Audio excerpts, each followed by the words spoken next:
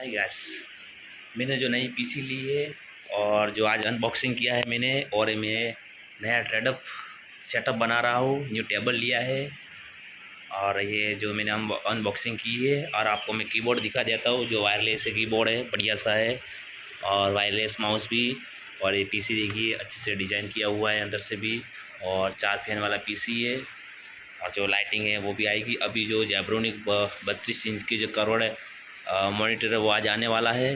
तो मेरा trading setup आज तैयार हो जाएगा, और आप देख सकते हैं ऐसा लुक मैंने लाया है ट्रेडिंग सेटअप का, और अनबॉक्सिंग किया है इस बॉक्स में से।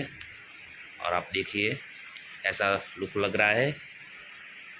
ये मेरा पास में जो है वो चेयर पड़ी है, आप देख सकते हैं, और टेबल न्यू लिया है और अच्छे से ट्रेडिंग सेटअप तैयार किया है। और वो सामने दीवार पे चार्ट लगाया है। थैंक यू, धन्यवाद।